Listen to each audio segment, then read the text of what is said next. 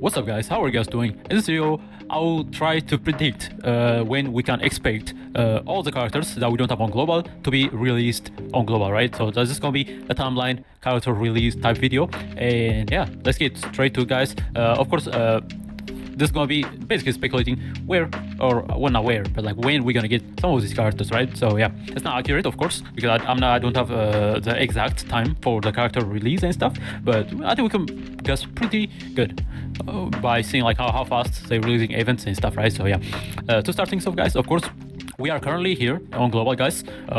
We just got the announcement for the SP sweep battle, guys, right here, which is amazing, right? So this happened, but we still don't know when they're gonna do this, guys. They haven't announced this. I imagine they're gonna announce these SP potential characters in the next day or two, but yeah, this should be coming with a sweep battle right here, guys, because this is the first round of the SP potential unlocked, guys. So yeah, so hopefully we're gonna get this announced very soon, guys. Okay, but yeah, currently we are here. Of course, we got the Shibuya incident as well. We also got the 3,000 cubes right here, which is amazing, right? So, and now we're also getting the new card, right? So now we already know we are gonna get Miwa on the 13th, right? If I'm not mistaken. Let me just check real quick. I think it was the 13th, if I'm not mistaken, right? Miwa. Oh, that should, yeah. I was gonna be June 13th to June 22. So yeah, pretty good stuff. So we already know we're getting Miwa right here, and after Miwa, of course, we are also getting Mekama right here, who should be coming on June 20th, which is amazing, right? So yeah, after Muta is when the real stuff gonna start, because there's gonna be a lot of characters coming up after Muta, guys. So yeah, let's get to it, guys. Okay, after Muta, we're probably gonna get, of course, we are also getting the Aso Ketsuzu Rion as well. We're getting the Manu banner for green right here, which makes sense. This is probably for sweep team, because for sweep, Geto is an amazing debuffer for sweep, guys. He's kind of a must. If you have him, he's kind of a must, guys. If you don't have him, you can use Gakukanji and stuff, but he's an amazing debuffer for sweep, right? That's also probably why you know, they released Muta as well, because Muta values definitely goes up, because we have not gotten the SP potential yet, right? So as you guys can see, Yuji's SP potential, once he gets the SP potential, he's gonna be your go-to green DPS for sweep until you get Awakened Gojo, right? But since we don't have this Yuji right here, this version of Yuji, of course Muta values goes down. But if they announce it, the SP potential unlocked very soon, guys, this stuff, then yeah, you can definitely skip Muta, guys, and you'll be fine, right? Because Yuji will be doing most of the things. Of course, even without the SP potential, Yuji should be able to do this, but I don't think he's going to be able to do all the way to 10, because in sweep battle, you got to do up to 10 to get the max reward, basically, right? Yeah, you got to kill these guys 10 times to get the max reward, but I think you could go up to like 7, 8. I think you should be fine there too. You get a good amount of resource by just killing the boss like 7 times, right? Even if you don't finish the boss, right? So yeah, Green Yuji is definitely a go-to for green DPS once he gets the SP potential right here. Now after that, after all this, we should be getting Toge, and he probably gonna come early July, guys, which makes sense because Muta is gonna be lasting until June 3rd, right? So I mean July 3rd, right? So this version of Toge probably gonna come like June 10 or June 8, I imagine, right? And of course after that, it's gonna be Shoko. Shoko probably gonna be coming around mid-July, guys, so, which would be like July 20s or July 30s, or not even 30s, like 20s or 25, right? Which is kind of crazy. She's coming very early, bro. She's an amazing character. Of course, definitely a must-have character, guys, for sweep, for tower, for everything, man. She's an amazing yellow support character, and yeah, everyone should be summoning for her, guys. So yeah, that is definitely very annoying, because we just got Sukuna, and now we're gonna get this another amazing character right after. It's kind of crazy. So yeah, free-to-play players, good luck, guys, because yeah, you guys, this is gonna be a struggle, guys, because yeah, a lot of stuff coming. But the good thing is there's so many events coming in, right? So we got 1 event right here. If we count all the events, we got 1 here, 2 right here, 3 right here, where you could farm cubes on. We also got right here, this right here, there's a cube for the first time reward. So yeah, you can farm some cubes here. We also got the story updates right here with the Shibuya, so we're getting another cube right here. We're also getting the 3,000 cubes right here for free, which you could save. We're also getting another event right here. So in total, we do have a good amount of stuff, man. So we got 1, right, 2, 3. Wow, count this 4, the 3,000 cubes, 5, 6 with the Ava Marathon, and we also have, of course, 6, 7 right here, 8, right, 9. So there's about 9 events you can farm to get a little bit more cubes for free-to-play players. So I think you guys will be fine. Hopefully you get lucky and pull her early, and we should also get like a free temple for her. So yeah, definitely good luck on this, man, because you guys definitely gonna need her, guys. Everyone gonna need this character. She's an amazing character, okay?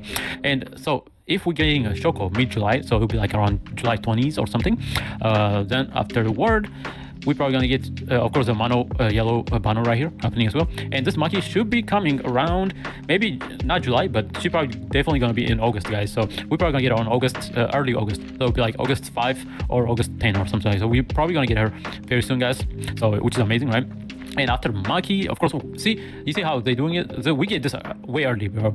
They got the damage right here, the chart right here, with the blue Maki, guys, but we got it with the Shibuya incident update, guys. So yeah, pretty cool stuff, I guess. And then after blue Maki, of course, they are also going to give us another Shibuya incident up here right here, which is a main story update, which is pretty good, and we should be able to get a 300 pull, which is amazing, right? So after Maki, or with Maki, we should get another 100 free pull right here, guys, which is amazing. And of course, we got the second round of Chiki Cursed Exploration, guys, which is amazing event right here. You get so much stuff here. And Mei probably gonna be mid-August, guys. So yeah, I could definitely see Mei being like August 20, very similar to Shoko, so she's gonna be August 15 or 20, guys. I could see her definitely coming in that time. And after Mei, they might even do this weird thing where they might release Mei before Maki, which in that case, Mei will be early August, right? So yeah, very good stuff. And after Mei, we get another, of course, 500 day celebration paid gacha for all the standard characters, which is cool. I guess, of course, we get another Mono Raid banner right here, which is cool. And we're also gonna get this. I think this should come if they're gonna decide to release this early. We're probably gonna get this on August, guys, with the Illusory Tower 60 to 80. But if they're following along, this should be late August, right? So it'll be like August 30 or something like that, right? So yeah, with the tower update, definitely will be late August or September, right? Early September, right? So yeah, very cool stuff. And after that, we also get, of course, a pickup gacha. Let's rescue Satoru Gojo, which is good. Then we got this dude right here, which should be coming around early September, guys. With the tower update, he should be coming with the tower update, which would make sense, right? So we should get him around early September, which is cool, right? So yeah, early September, meaning like, again, September 5th, September 10th, or stuff like that, right? So yeah. And then after that, of course, they have the blue Tokei pickup Shadow to Pieces banner right here, which will be in September as well. I'm not surprised. This might even come with like, guys, right? So they're gonna come at the same time, I imagine. And of course, we're getting a rerun for the 1 anniversary characters. Of course, Yuki is not an anniversary character, but this is a hint that, of course, the first anniversary gonna get a rerun as well, guys, which is amazing, right? And then, yes, we're gonna get into 1.5 anniversary, which should be happening mid-September or late September, guys. Okay, so mid-September will be like September 20s, right? All this stuff, or late September will be like September 30. Or if they want to be generous, they could push it to like October, which would be amazing. Which would be like early October, right? So yeah, definitely keep an eye out on it. And once we get this, we should be basically caught up, right? Unless JP releases new things for the part 3 update, guys, we should all be caught up after that. Of course, she is also gonna come on September, which makes sense, right? Because yeah, she came right after Awakened Gojo. Of course, she's also another must-have character, guys. You guys definitely gonna need both Shokos, guys. Everyone should be trying to get both Shokos, guys, okay? And if you guys haven't seen my community post, we are gonna get a Gojo rerun, which is amazing, and it comes with a new recollection bit, which looks freaking amazing. Actually, this looks beautiful, man. It's like Toji on like a bridge or something. Yeah, that looks sick, man. It's probably gonna be a very strong good card. This is probably to incentivize people to summon for him, even if you have him, just to get the card. But definitely not worth it. If you already have Gojo, definitely skip character. But if you do not have Gojo, guys, definitely I recommend summoning on him and skipping Awakened Gojo if you guys are free to play and you guys are strapped for cube, guys. Definitely skip this guy, okay, and get this guy. Okay, this guy is a must-have. Okay, so if you are free to play, don't have that much cubes, and let's say you could only do like 2 banner summons, I would say this Shoko must have, right? This Shoko and Domain Gojo, guys. Okay, you're gonna need those 2. But of course, dolphins and whales definitely say summon for this guy. He's absolutely amazing, guys. Of course, obviously you're gonna need Shoko as well. And yeah, definitely for dolphins, pay to win, any pay to win player should be summoning for this guy. He's amazing class character. And yeah, but free to play players, you guys would be fine skipping him because again, the HP potential unlocked green Yuji is absolutely broken, okay? And you guys can't use them for basically pretty much everything, guys. And the hardest content we have at the moment in JP is like the tower stage, which is 60 to 80. So once you clear that, then you guys are chilling. So green Yuji definitely will let you do that. And of course, sweep is also kind of difficult, but with the SP potential, usually again he'll be able to do it. But if you guys are pay to win, I will still recommend summoning for this guy because he's definitely on a different level than Yuji. Sure, I mean Yuji can clear stuff, but this guy just does even more damage than UG. So yeah, it just makes your progression a lot faster, right? So yeah, and a lot comfortable, right? Because he have damage immunity and stuff, and he does crazy amount of damage. And this card right here is one of the best cards in the game, guys, for damage dealing. Okay, so yeah. Then after Domi Gojo, we are definitely going to be getting Sukuna around after Gojo. I mean, this obviously, right? We are probably going to get him. Yeah, again, for JP, it will be like in June. Not June, in July. We're probably going to get Sukuna as well, a rerun, which is amazing, right? So yeah, that is pretty much it, guys. So yeah, a lot of banners coming up very soon, guys. You guys have time. Well, if you guys are, of course, summoning, like I said, this Shoko is a must summon, right? So if you guys are trying to summon for, you guys got some time to save a good amount, I think, because there's a lot of event coming up as well, and you can farm a lot of cubes from there. And yeah, man, let me know what you guys summoning goal is, and hopefully free-to-play players especially, you guys get lucky, man. And of course, all the other players as well, like pay to win, well, good luck to you guys as well, okay? And yeah, definitely amazing stuff.